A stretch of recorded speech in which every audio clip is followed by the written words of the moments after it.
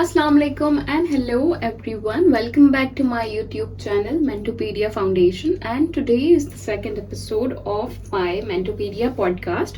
आज का हमारा टॉपिक है women wellness in the 40s। आज हम बात करेंगे उन ख़वातीन के बारे में, उन ख़वातीन की सेल्फ केयर के बारे में जो कि अपनी 40s में एंटर कर रही हैं या फिर अपनी 40 to 50 की एज ब्रैकेट में हैं। Well, before diving into the topic, let's talk about two other things that I have in my mind. सबसे पहले तो thank you so much to my mentors, to some of my friends for loving the episode 1 and for giving me the feedback. कुछ मुझे feedback ये आया कि I should talk about art, I should talk about current affairs, I should talk about more relevant topics, which I definitely going to make part of my next episodes. And लेकिन मेरे जो सारे topics होंगे उसमें एक चीज़ common होगी, which is women and women empowerment. इसके अलावा the other thing that I wanted to talk about, I wanted to get suggestions on is about the view, क्योंकि आज आपको कुछ different लग रहा होगा. आज मैंने ज़्यादा raw और ज़्यादा unfiltered और ज़्यादा unedited podcast बनाया है. The reason is I do not get much time for editing. I do not get much time to record things or to edit things in a very professional way. So I'll definitely keep it very raw ताकि मैं अपना message भी communicate कर सकूं और अपनी podcast भी बना सकूं without getting much deeper into the other things. क्योंकि I live in a joint family.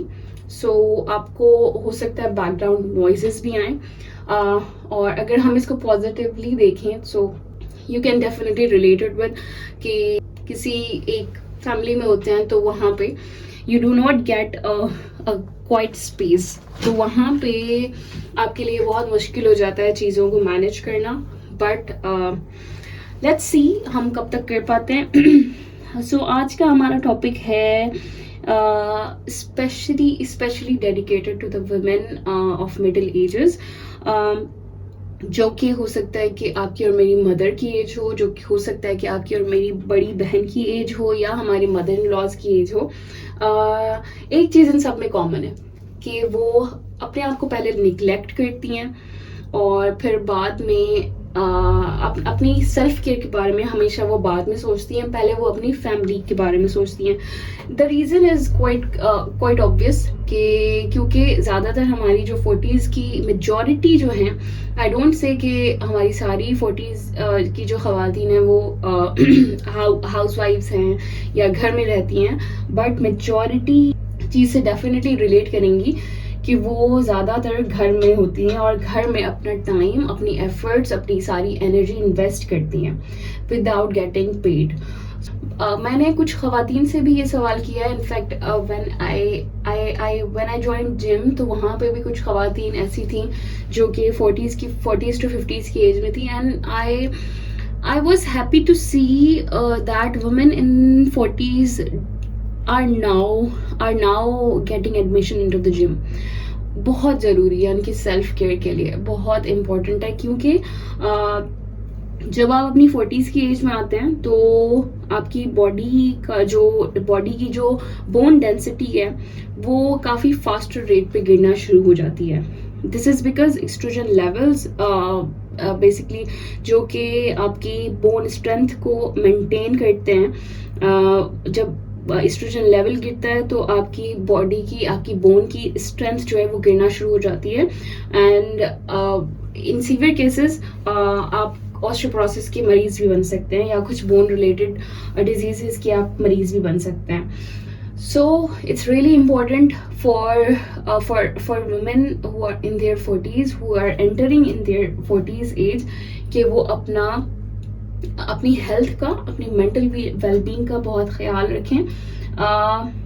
As a women we all are expected to carry more weight in terms of family responsibilities, लेकिन हमसे ज़्यादा जो ख़वातीन अभी 40s या 50s की age में, they are more taking burden of their kids, of their husbands, या फिर अगर वो एक्सटेंडेड फैमिलीज में रहती हैं तो उनको ज़्यादा वो एक अलग ही प्रेशर में होती हैं। और इसके लिए वो अपना चाहे अगर आप देखें अपनी मील की जो रूटीन है, अपनी नींद की रूटीन है, अपनी बाकी चीज़ों की जो रूटीन है, उसको वो साइड लाइन करती हैं और सिर्फ पहले जो है उनके लिए इम्पोर्टेंट जो चीज़ें होती हैं वो यही होता है कि हम दूसरों का ख्याल रखें, हम दूसरों के एक्सपेक्टेशंस का ख्याल रखें। और कुछ हमारी इसमें अगर मैं कहूँ तो हमारी कल्चरल एस्पेक्ट भी आ जाते हैं। हमारे कल्चर में जिम का इतना कॉन्सेप्ट पहले नहीं था।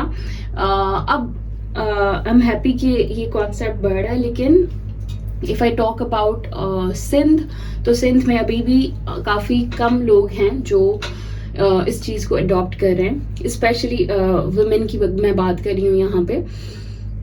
सो कुछ टिप्स और कुछ सजेशंस मैं देना चाहूँगी यहाँ पे टू द वुमेन जो कि करंटली अपनी इस एज ब्रैकेट में है, कि please keep focus on your nutrition, what you are giving to your body. आप दिन में अगर कोई डेयरी प्रोडक्ट यूज़ करती हैं तो प्लीज़ उसको प्रॉपर्ली यूज़ करें। आप विटामिन डी की ज़्यादा इंटेक करें, not just vitamin D but also calcium, क्योंकि जब आप 40s की एज में होती हैं तो आपकी जो कैल्शियम की मिकदार है वो कम होना शुरू हो जाती है, क्योंकि एस्ट्रोजन लेवल नहीं बढ़ रहा होता उस हिसाब से जिस हिसाब से अर्ली एजेस में बढ़ता है। So calcium and vitamin D, इन दोनों चीज़ों का आपने बहुत ख्याल रखना है। इसके अलावा do focus on your mental health, आपके लिए बहुत ज़रूरी है। अक्सर ख़वातीन ख़ानदानी मसलों में और फैमिली प्रॉब्लम्स में इतना इन्वॉल्व हो जाती हैं कि वो ये नहीं सोच रही होती कि ये सारी चीज़ें, चाहे वो छोटी चीज़ें हों, लेकिन it is going to make a big impact, it is going to give a major effect to your mind. तो प्लीज़ अपनी मेंटल हेल्थ का ख्याल रखें। अब वो किस तरह से हो सकता है? Please take out some of your moments for yourself. चाहे आप योगा कर लें, चाहे आप मेडिटेशन कर लें, चाहे आप ब्रीथिंग कर लें, but do take out some time for yourself, जिसमें सिर्फ आप हों और कोई ना हो। सो इसके अलावा अगर आप किसी बोन रिलेटेड डिजीज़ का शिकार हैं, अगर आप ऑस्टियोपोरोसिस का शिकार हैं, या फिर अगर आपको आपकी बॉडी में किसी जॉइंट पेन का शिकार हैं, तो please do consult with the physiotherapist. आप फिजियोथेरेपी कर सकते हैं। इनफैक्ट अगर आप 2-3 विजिट्स करेंगे तो कुछ चीज़ें तो आपको नॉर्मल चीज़ें फिजियोथेरेपिस्ट आपको ऐसे भी बता देगा, जो कि नॉर्मल डेज में आप रूटीन डेज में आप खुद भी कर सकते हैं। इसके अलावा रेगुलर चेकअप्स करवाएं, क्योंकि हमारे कल्चर में ये कॉन्सेप्ट बहुत कम है। अगर आप 40s की एज में आ जाती हैं, सो आप डॉक्टर के पास तभी जाती हैं जब कोई मेजर इशू होता है, जब आपको तकलीफ बहुत ज़्यादा बढ़ जाती है। Please do not wait for something big.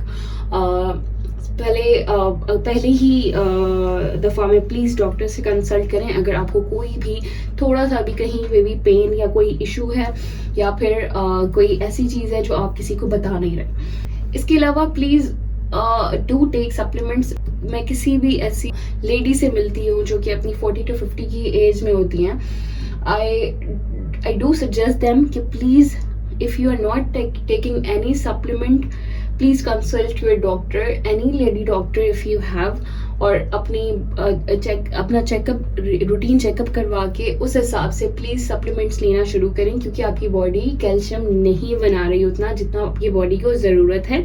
और क्योंकि आप बर्डनाइज हो चुकी हैं, क्योंकि आपको फिजिकल एक्टिविटी आपकी इतनी ज़्यादा नहीं है, आपको मेंटल बर्डन बहुत ज़्यादा है, या स्ट्रेस या एंजाइटी या डिप्रेशन बहुत ज़्यादा है।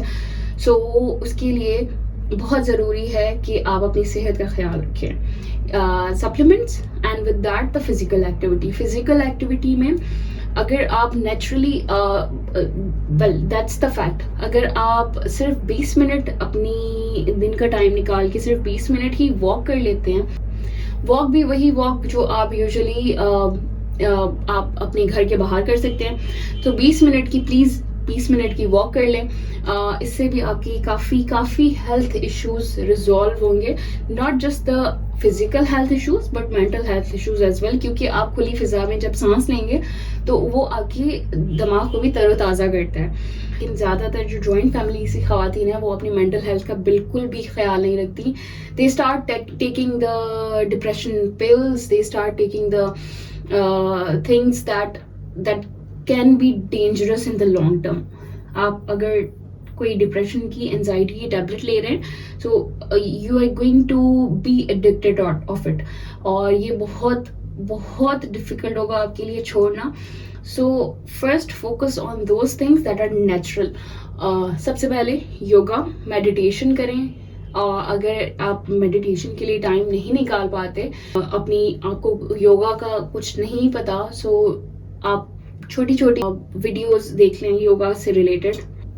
एंड इसके अलावा please do not take stress. छोटी छोटी बातों का स्ट्रेस ना लें, पैनिक ना करें, चीज़ों को समझने की कोशिश करें, रिएक्ट कम करें. प्लीज कोशिश करें अपने आप को थोड़ा सा टाइम दे सकें. If you love reading books तो प्लीज़ अपने लिए अपना कोई पसंदीदा बुक खरीद लें, उसको डेली बेसिस पे पढ़ना शुरू करें. But please take those books that are going to give you the positive energy, क्योंकि इस एज में पॉजिटिव एनर्जी की बहुत ज़्यादा ज़रूरत होती है. You are already involve in so many mental और I would say family affairs के वो आपका मेंटल हेल्थ वैसे ही तबाह कर रहे होते हैं.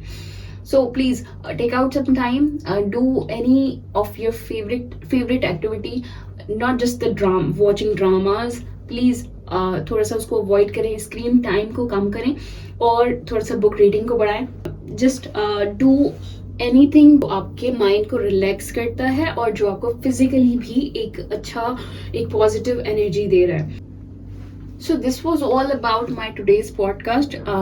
I know this was very short क्योंकि लोगों के पास ज़्यादा टाइम नहीं होता, and I want कि मैं थोड़ी ही चीज़ में बहुत सारी ऐसी बातें करूँ जो आपकी लाइफ पे बहुत अच्छा इम्पैक्ट करेंगी. And let me know what should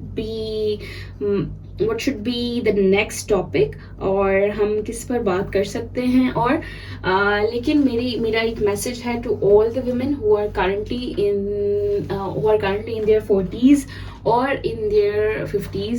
Please do take care of yourselves, not just physically but mentally.